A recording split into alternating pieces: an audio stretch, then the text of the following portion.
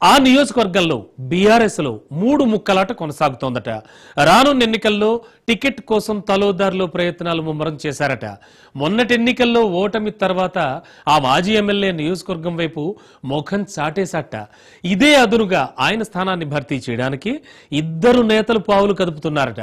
ఇప్పుడు ఇన్ఛార్జ్ పదవి దక్కితే వచ్చే ఎన్నికల్లో టికెట్ కన్ఫర్మ్ అనే ధోరణితో ప్రణాళికలు రచిస్తుండటంతో కారు పార్టీలో రాజకీయం రాజుకుందట. ఇంతకీ ఆ నియోజకవర్గం ఏది? పోస్టు కోసం పావులు కదుపుతోన్న ఆ నేతలెవరు?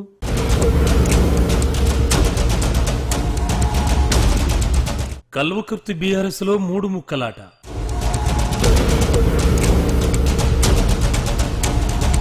నియోజకవర్గానికి దూరమైన మాజీ ఎమ్మెల్యే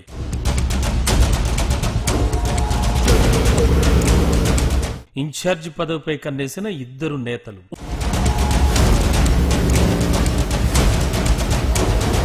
ఉమ్మడి మహబూబ్ నగర్ జిల్లాలోనే కల్వకుర్తి నియోజకవర్గం ప్రత్యేకమైనదిగా గుర్తింపు పొందింది. ఇక్కడి రాజకీయాలు ఎవరికీ అంతు చిక్కకుండా ఉంటాయి. ఎన్టీఆర్నే ఓడించిన ఘనత కల్వకుర్తి నియోజకవర్గ ప్రజలది. ఎక్కువగా హైదరాబాద్ రాజకీయాలు కల్వకుర్తి నియోజకవర్గంలో కనిపిస్తూ ఉంటాయి.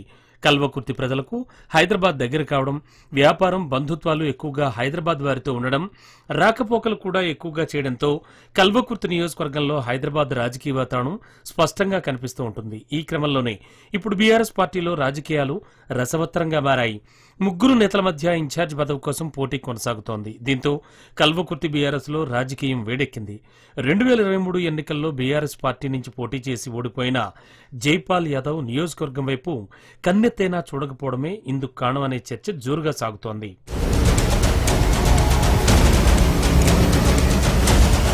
కల్వకుర్తి నియోజకవర్గం నుంచి 2 పర్యాయాలు ఎమ్మెల్యేగా గెలిచిన జైపాల్ యాదవ్ 2023 ఎన్నికల్లో కాంగ్రెస్ అభ్యర్థి కసిరెడ్డి నారాయణ రెడ్డి చేతిలో ఓటమి చెందారు.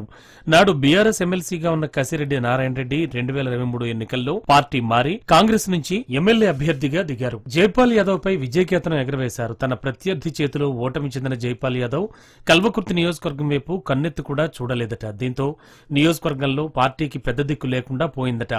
కాంగ్రెస్ పార్టీ అవలంబిస్తోన్న ప్రజా వ్యతిరేక విధానాలను ఎండగట్టడంలో ప్రతిపక్ష నేత మాజీ ఎమ్మెల్యే జైపాల్ యాదవ్ పూర్తిగా విఫలమయ్యారని కేడర్ అసంతృప్తిలో ఉందట. జైపాల్ యాదవ్ కేవలం హైదరాబాద్కే పరిమితమయ్యారని, నియోజకవర్గానికి చుట్టపు చూపుగా వచ్చిపోతున్నారన్న విమర్శలు సొంత పార్టీ నేతల నుంచి వెల్లువెత్తాయి. బీఆర్ఎస్ కేడర్ బలంగా ఉన్న మాజీ ఎమ్మెల్యే వ్యవహార శైలితో కార్యకర్తలు కూడా ఏ కార్యక్రమంలో ఉత్సాహంగా పాల్గొనలేకపోతున్నారట. ఇప్పటికే ప్రజల సంక్షేమాన్ని విస్మరించిన కాంగ్రెస్ ప్రభుత్వాన్ని విమర్శించడంలో నాయకత్వం లోపం ఉండడంతో బీఆర్ఎస్ కేడర్ కూడా నియోజకవర్గంలో నిరుత్సాహంతో ఉందట. ఈ క్రమంలోనే పరిస్థితుల్ని తమకు అనుకూలంగా మలుచుకునే పనిలో పడ్డారట ఇద్దరు నేతలు. ఇక జైపాల్ యాదవ్ వైఫల్యాలను తమకు అనుకూలంగా మార్చుకునేందుకు పావులు కదుపుతున్నారట.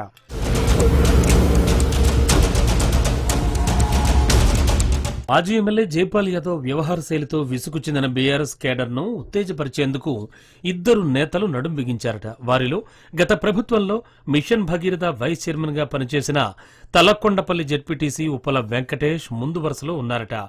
ఓసీ వర్గానికి చెందిన ఉప్పల వెంకటేష్ బడుగు బలహీన వర్గాల ప్రజలతో మమేకమవుతూ వారికి ఆర్థికంగా, సామాజికంగా అండగా నిలుస్తున్నారనే ప్రచారం ఉంది. ఇదే ఆ నియోజకవర్గంలో ఉప్పల వెంకటేష్ కు కలిసి వస్తోందట. ఇక ముఖ్యంగా పేదల చదువుల కోసం, ఆడపిల్లల పెళ్లిళ్ల కోసం ఉప్పల వెంకటేష్ సహాయాలు చేస్తారట. ఆయనకు బలమైన అనుచర గణం ఉండడంతో బీఆర్ఎస్ పార్టీకి పెద్ద దిక్కుగా మారే అవకాశాలే ఎక్కువగా ఉన్నాయట. దీంతో పాటు ఇప్పటికే మాజీ ఎమ్మెల్యే జైపాల్ యాదవ్ నియోజకవర్గానికి దూరం కావడంతో ఇదే అదునుగా ఉప్పల వెంకటేష్ నియోజకవర్గంలో దూసుకుపోతున్నారట.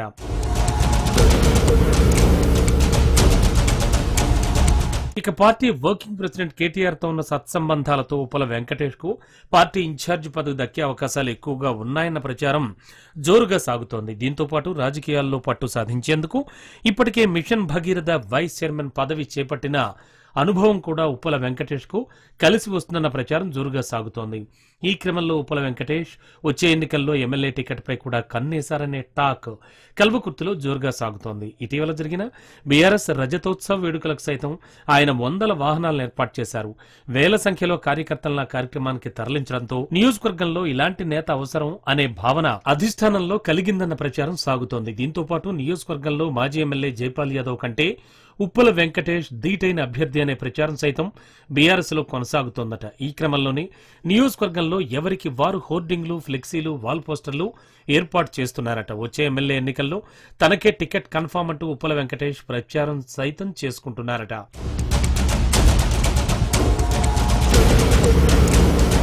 ఇక మాజీ ఎమ్మెల్యే జైపాల్ యాదవ్ మైనస్లను ఆసరాగా చేసుకుంటూ మరో నేత కూడా వచ్చే ఎన్నికల్లో తనకు అసెంబ్లీ టికెట్ కన్ఫామ్ అని చెప్పుకుంటున్నారట. ఆయనే గోలి శ్రీనివాసరెడ్డి. 2014 నుంచి బీఆర్ఎస్ పార్టీలో కొనసాగుతోన్న శ్రీనివాసరెడ్డి ఇప్పటి వరకు ఆయన ఏ పదవి అనుభవించనే లేదు.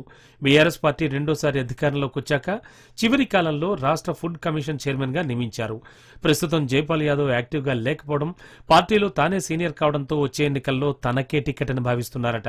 శ్రీనివాసరెడ్డి బీఆర్ఎస్ తరపున ఏ కార్యక్రమం చేపట్టినా తానే ముందుంటూ కార్యక్రమంలో తన ప్రమేయం ఉండేలా చూసుకుంటున్నారట.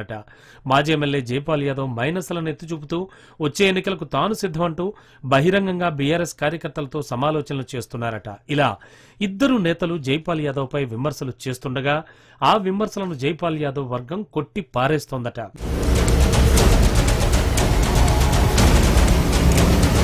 గత ఎన్నికల్లో బీఆర్ఎస్ పార్టీలో ఉన్న కోవట్లే జైపాల్ యాదవ్ ఓటమికి కారణమని ఆయన వర్గం ప్రచారం చేస్తోందట. బీసీ సామాజిక వర్గానికి చెందిన జైపాల్ యాదవ్ వచ్చే ఎన్నికల్లో మరోసారి విజయ్ ఢంకా మోగిస్తారని వారు ఆశాభావం వ్యక్తం చేస్తున్నారు. దీంతో కల్వకుర్తి నియోజకవర్గం బీఆర్ఎస్ పార్టీలో 3 ముక్కలాట ప్రారంభమైందని ఆ పార్టీ నేతలు తలలు పట్టుకుంటున్నారట.